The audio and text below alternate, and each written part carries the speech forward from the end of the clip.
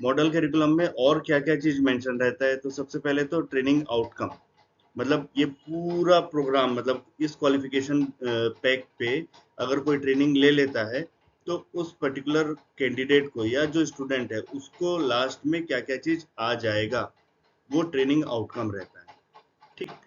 Training outcome के बाद में टर्मिनल आउटकम होता है। टर्मिनल आउटकम जो रहता है वो एक एक नॉस का आउटकम बताता है कि एक पर्टिकुलर नॉस में या एक पर्टिकुलर मॉड्यूल जो है, उस पर्टिकुलर मॉड्यूल में आप क्या क्या चीज सीखने वाले हैं, है ना।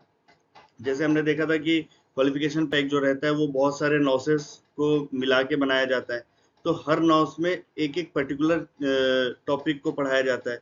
तो इस पर्टिकुलर टॉपिक में क्या आउटकम रहेगा वो टर्मिनल आउटकम कहलाएगा। एक एक नॉस का, एक एक मॉड्यूल का, एक नॉस में एक से ज्यादा मॉड्यूल भी हो सकते हैं। ठीक है, नॉस टू मॉड्यूल, नॉस से मॉड्यूल कैसे बनाया जाता है वो हम अभी एक एक करके आगे डिस्कस करने वाले हैं।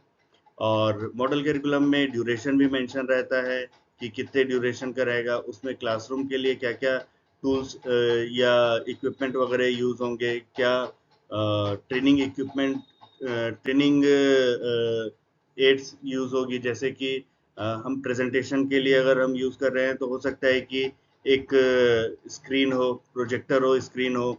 अगर हम डिजिटल बोर्ड को यूज कर रहे हैं तो स्मार्ट बोर्ड को यूज करते समय हमको क्या क्या चीज लगेगी, तो वो सारी चीजें क्लासरूम एड्स में मेंशन की रहती है।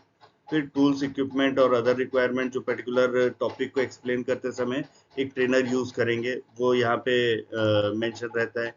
फिर ट्रेनर और एसेसर जो होते हैं, ये ट्रेनर और एसेसर की प्री रिक्विजिट क्या होगी, मतलब किसी पर्टिकुलर पर्सन को अगर ट्रेनिंग देना है इस किसी जॉब रोल पे, तो वो मॉडल करिकुलम में मेंशन रहता है कि एक पर्टिकुलर पर्सन के पास क्या क्वालिटी हो या क्या क्वालिफिकेशन हो, दूसरा उनके पास में इंडस्ट्री का कितना एक्सपीरियंस हो, कितना उनके पास में ट्रेनिंग का एक्सपीरियंस हो, ये सारी चीजें मेंशन कहाँ पे रहती है, वो सब रहती है मॉडल करिकुलम में।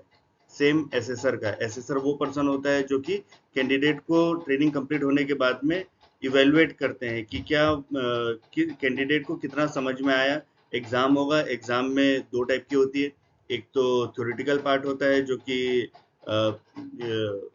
ऑनलाइन बेस्ड रहता है, दूसरा रहता है प्रैक्टिकल जो रहता है, प्रैक्टिकल में वाइवा भी होता है और फिर साथ ही साथ में किसी एक काम को परफॉर्म करने के लिए कैंडिडेट को कहा जाता है।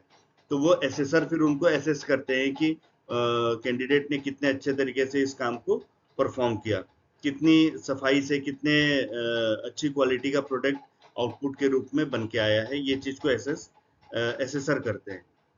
ठीक है, और इसमें असेसमेंट की सारी स्ट्रेटेजीज वगैरह भी दी हुई रहती है। तो हम इन सभी चीजों को एक एक करके अभी देखते हैं।